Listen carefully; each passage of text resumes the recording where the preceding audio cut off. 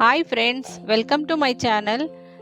ನಾನಿವತ್ತಿಲ್ಲಿ ಬನ್ಸಿ ರವೆ ಉಪ್ಪಿಟ್ಟು ಮಾಡ್ತಾ ಇದ್ದೀನಿ. ಇದು ಬನ್ಸಿ ರವೆ ಉಪ್ಪಿಟ್ಟು ಇಷ್ಟಪಡೋರಿಗೆ ದಿಢೀರಂತ ಮಾಡ್ಕೋಬೋದಾದಂತಹ ಒಂದು ರೆಸಿಪಿನ ತೋರಿಸ್ತಾ ಇದ್ದೀನಿ. ಬನ್ನಿ ಹಾಗಾದರೆ ಬನ್ಸಿ ರವೆ ಉಪ್ಪಿಟ್ಟು ಮಾಡೋದು ಹೇಗೆ ಅಂತ ನೋಡ್ಕೊಳ್ಳೋಣ. ಕಮ್ಮಿ ಇಂಗ್ರೀಡಿಯೆಂಟ್ಸಲ್ಲಿ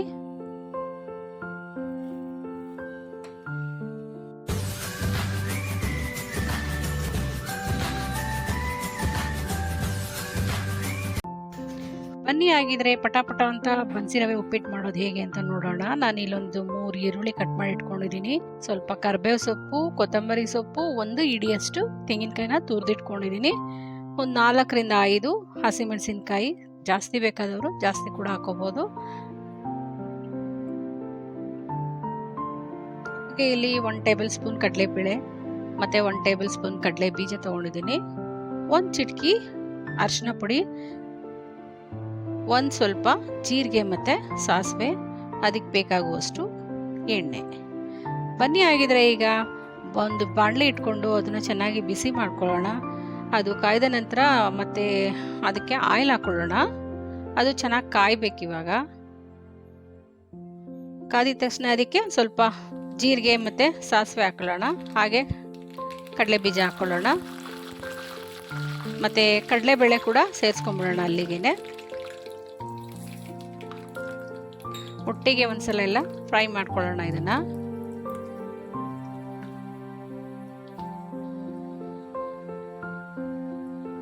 ಈಗ ಒಂದು ಸ್ವಲ್ಪ ಕಟ್ ಮಾಡಿ ಇಟ್ಕೊಂಡಿರ್ತೀವಲ್ಲ ಹಸಿಮೆಣಸಿನ್ಕಾಯಿ ಕೂಡ ಹಾಕೊಳ್ಳೋಣ. ಅದು ಚೆನ್ನಾಗಿ ಫ್ರೈ ಆಗಲಿ. ಜೊತೆಗೆ ಕರಿಬೇವು ಕೂಡ ಹಾಕೊಳ್ಳೋಣ. ಈಗ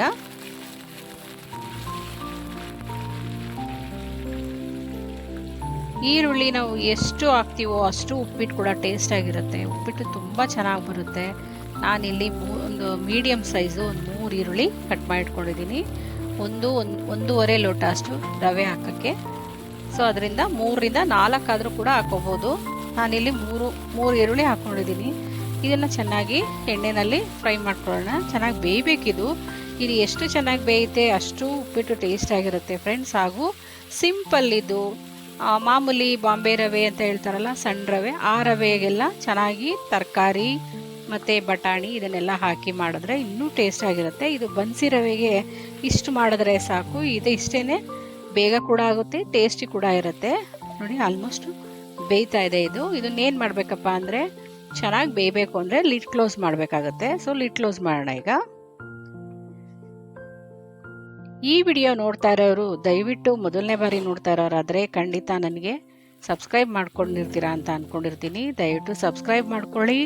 ಇನ್ನು ಮುಂದೆ ವಿಡಿಯೋಗಳನ್ನ ಜಾಸ್ತಿ ಹಾಕೋದಕ್ಕೆ ನನಗೂ ಕೂಡ ಒಂದು ಖುಷಿ ಕೊಡುತ್ತೆ. ಸೊ ಮುಂದಿನ ವಿಡಿಯೋಗಳು ಚೆನ್ನಾಗಿ ಆಗ್ತಾ ಇರ್ತೀನಿ. ಹಾಗಾಗಿ ಬನ್ನಿ ಇವಾಗ 1.5-2 ಲೋಟ ಅಷ್ಟು ನೀರು ಹಾಕೊಳ್ಳೋಣ. ಇದಕ್ಕೆ ಒಂದು 2 ಲೋಟ ದೊಡ್ಡ ಲೋಟದಲ್ಲಿ 2 ಲೋಟ ನೀರು ಹಾಕೊಳ್ಳೋಣ. ಯಾಕೆಂದರೆ ಬನ್ಸಿ ರವೆ ಅಲ್ವಾ, ಅದು ಚೆನ್ನಾಗಿ ನೀರು ಹಿಡಿಯುತ್ತೆ. ಸೊ ಅದರಿಂದ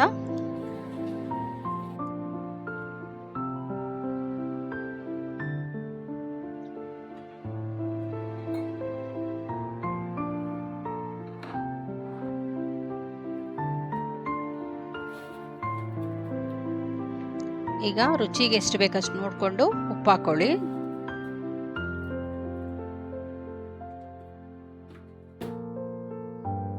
ಮೀಡಿಯಮ್ ಆಗಿ ಹಾಕೊಂಡ್ರೆ ಸಾಕು. ಇದು ಆಪ್ಷನಲ್ ಫ್ರೆಂಡ್ಸ್. ಕೆಲವ್ರಿಗೆ ವೈ ಉಪ್ಪಿಟ್ಟು ಅಂತ ತುಂಬ ಇಷ್ಟಪಡ್ತಾರೆ ಈ ಬನ್ಸಿ ರವೆನಲ್ಲಿ. ನಾನು ಇಲ್ಲಿ 1 ಚಿಟಕಿ ಇರಲಿ ಅಂತ ಅರಿಶಿನ ಪುಡಿ ಹಾಕಿದ್ದೀನಿ. ನೀವು ಹಾಕ್ಕೊಳ್ಳೋದಾದ್ರೆ ಹಾಕೋಬೋದು, ಇಲ್ಲಾಂದರೆ ಸ್ಕಿಪ್ ಮಾಡ್ಬೋದು. ನೋಡಿ ಈಗ 1 ಕುದಿ ಬಂತು ಇವಾಗ. ಸೊ ಇದು 2 ಕುದಿ ಬರಬೇಕು. 2 ಕುದಿ ಬಂದರೆ ಇದು ಈರುಳ್ಳಿ ಎಲ್ಲದಕ್ಕೂ ಸ್ವಲ್ಪ ಉಪ್ಪೆಲ್ಲ ಹಿಡಿಯುತ್ತೆ. ಮತ್ತು ಮೆಣಸಿನ್ಕಾಯ್ದು ಖಾರ ಕೂಡ ಬಿಡುತ್ತೆ. ಸೊ ಅದರಿಂದ ನೋಡಿ ಮತ್ತೆ ಕ್ಲೋಸ್ ಮಾಡ್ತಾ ಇದ್ದೀನಿ. ಮತ್ತೆ ಒಂದು 2 ಮಿನಿಟ್ಸ್ ಅಷ್ಟೇ. ಮತ್ತೆ ಓಪನ್ ಮಾಡಿ ಇವಾಗ ಅದೊಂದ್ಸಲ ಮಿಕ್ಸ್ ಮಾಡಿಬಿಟ್ಟು ಈಗ ರವೆ ನೋಡಿ ನೀರು ಕುಡಿತೀವಲ್ಲ ಆ ಲೋಟದಲ್ಲಿ ನಾನು 1.5 ಲೋಟ ತೊಗೊಂಡಿದ್ದೆ. ಸೊ ನಾನು ಇದರಲ್ಲಿ ಸ್ವಲ್ಪ 1/4 ಲೋಟದಷ್ಟು ಹಾಕ್ತಾ ಇದ್ದೀನಿ. ಯಾಕೆಂದರೆ ನನಗೆ ಸಾಕು ಅನ್ನಿಸ್ತು. ಆದ್ದರಿಂದ ತುಂಬ ಉದುರಾಗಿ ಬರಬೇಕು, ಇನ್ನೂ ಬಿಡಿಯಾಗಿರಬೇಕು ಉಪ್ಪಿಟ್ಟು ಅಂತ ಹೇಳೋರು 1.5 ಲೋಟ ಹಾಕ್ಕೋಬೋದು. ನಾನಿಲ್ಲಿ 1/4 ಲೋಟ ಅಷ್ಟು ನೋಡಿ, ಇದರಲ್ಲಿ ಸ್ವಲ್ಪ ಕಮ್ಮಿನೇ ಹಾಕ್ತೀನಿ ನಾನು. ನನಗೆ ಹಂಗೆ ಅನ್ನಿಸ್ತು ಸಾಕು ಅಂತ. ಸೊ ಅದರಿಂದ ನೀವು ಹಾಕೊಳ್ಳೋದಾದರೆ 1.5 ಲೋಟನೇ ಹಾಕ್ಕೋಬೋದು, ಇನ್ನೂ ಉದುರಾಗಿ ಬರುತ್ತೆ.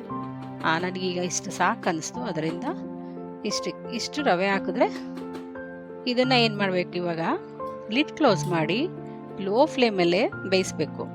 ಯಾಕಂದರೆ ಇದು ಹೈ ಫ್ಲೇಮಲ್ಲಿ ಮಾಡಬಾರ್ದು ಯಾವಾಗಲೂ ಉಪ್ಪಿಟ್ಟು. ಹೈ ಫ್ಲೇಮಲ್ಲಿ ಮಾಡಿದ್ರೆ ಕೆಳಗಡೆ ಎಲ್ಲ ತಳ ಹಿಡಿದು ಬಿಡುತ್ತೆ, ಅದೊಂಥರ ಚೆನ್ನಾಗಿರಲ್ಲ ಉಪ್ಪಿಟ್ಟು ಸೀದೋದ್ರೆ. ಸೊ ಅದರಿಂದ ನಾನೇನು ಮಾಡ್ತೀನಿ, ಇದು ಫುಲ್ಲು ಲೋ ಫ್ಲೇಮಲ್ಲೇ ಇದನ್ನು ಮಾಡ್ತೀನಿ. ನೋಡಿ, ಒಂದು 2 ಮಿನಿಟ್ಸ್ಗೆ ಫುಲ್ಲು ನೀರೆಲ್ಲ ಸಕ್ ಮಾಡಿಬಿಟ್ಟಿದೆ. ನೋಡಿ ಎಷ್ಟು ಚೆನ್ನಾಗಿ ಬಂದಿದೆ. ಇಷ್ಟು ಉದುರಾಗೆ ಸಾಕು ಅನ್ನಿಸ್ತು ನನಗೆ. ಸೊ ಅದರಿಂದ ನಾನು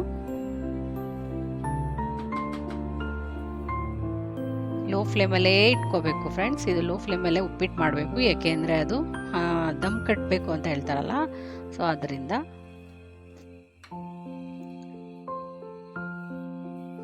ನೋಡಿ, ಮತ್ತೆ ಒಂದ್ಸಲ ಲಿಡ್ ಕ್ಲೋಸ್ ಮಾಡಿ ಅದನ್ನು ಲೋ ಫ್ಲೇಮಲ್ಲೇ ಇಟ್ಬಿಟ್ರೆ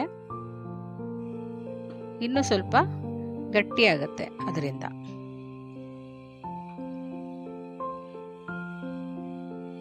ನೋಡಿ, ನಾನಿಲ್ಲಿ ಒಂದು ಇಡಿಯಷ್ಟು ತೆಂಗಿನಕಾಯಿ ತುರಿದಿಟ್ಕೊಂಡಿದ್ನಲ್ಲ. ನೀವು ತೆಂಗಿನಕಾಯಿ ಕೂಡ ಅಷ್ಟೇ ಎಷ್ಟು ತೆಂಗಿನಕಾಯಿ ತುರಿದು ಹಾಕ್ತೀರಾ ಅಷ್ಟು ಚೆನ್ನಾಗಿರುತ್ತೆ ಟೇಸ್ಟು. ಹಾಗಾಗಿ ನಾನು ತೆಂಗಿನಕಾಯಿನ ಸ್ವಲ್ಪ ಇಲ್ಲಿ ಜಾಸ್ತಿನೇ ಹಾಕ್ತಾಯಿದ್ದೀನಿ, ತಿನ್ನಲಿಕ್ಕೆ ತುಂಬ ಚೆನ್ನಾಗಿರುತ್ತೆ. ಆದ್ದರಿಂದ ತೆಂಗಿನಕಾಯಿ ಜೊತೆಗೆ ಕೊತ್ತಂಬರಿ ಸೊಪ್ಪು ಕೂಡ ಮೇಲ್ಗಡೆ ಹಾಕ್ತಾಯಿದ್ದೀನಿ. ಇದನ್ನು ಇಷ್ಟೇ ಫ್ರೆಂಡ್ಸ್. ಈಗ ಆಲ್ರೆಡಿ ಉಪ್ಪಿಟ್ಟು ರೆಡಿಯಾಗಿದೆ. ಈಗ ಮತ್ತೆ ಒಂದು 2 ಮಿನಿಟ್ಸ್ ಅಷ್ಟು ಲಿಡ್ ಕ್ಲೋಸ್ ಮಾಡಿಬಿಟ್ರೆ ಅದು ಫುಲ್ ಎಲ್ಲ ಪಂಗುತ್ತೆ ಅಂತ ಹೇಳ್ತಾರಲ್ಲ, ದಮ್ ಕಟ್ತಾರೆ ಅಂತಾರಲ್ಲ, ಆ ಥರ ಲೋ ಫ್ಲೇಮ್ ಇರಬೇಕಲ್ಲ. ಸೊ ಅದರಿಂದ ನೋಡಿ, ಇವಾಗ ಎಷ್ಟು ಚೆನ್ನಾಗಾಗಿದೆ ಅಂದರೆ ತುಂಬ ಚೆನ್ನಾಗಾಗಿದೆ ಫ್ರೆಂಡ್ಸ್. ಇದು ಎಷ್ಟು ಬೇಗ ಮಾಡ್ಬೋದು ಅಂದರೆ ಯಾರು ಬೇಕಾದರೂ ಮಾಡ್ಬೋದು. ಈ ತರಕಾರಿ ಎಲ್ಲ ಹೆಚ್ಕೊಂಡು ಇದೆಲ್ಲ ಅದೊಂದು ಸಡನ್ನಾಗಿ ಮಾಡೋಕ್ಕಾಗಲ್ಲ. ಅದೆಲ್ಲ ಒಂದು ಪ್ಲ್ಯಾನ್ ಮಾಡ್ಕೊಂಡು ತರಕಾರಿ ಎಲ್ಲ ಹೆಚ್ಚಿಟ್ಕೊಂಡೆಲ್ಲ ಮಾಡಬೇಕಾಗುತ್ತೆ. ಇದಂದರೆ ದಿಢೀರಂತ ಮಾಡಿಬಿಡ್ಬೋದು. ನೋಡಿ, ಆಲ್ಮೋಸ್ಟ್ ಉಪ್ಪಿಟ್ಟು ರೆಡಿಯಾಗಿದೆ. ಬಿಸಿ ಬಿಸಿ ಉಪ್ಪಿಟ್ಟು ರೆಡಿಯಾಗಿದೆ. ದಯವಿಟ್ಟು ಈ ಚಾನಲ್ನ ನೋಡ್ತಾ ಇರೋರು, ಮೊದಲನೇ ಬಾರಿ ನೋಡ್ತಾ ಇರೋರು ನನ್ನ ಚಾನಲ್ನ ಸಬ್ಸ್ಕ್ರೈಬ್ ಮಾಡ್ಕೊಳ್ಳಿ.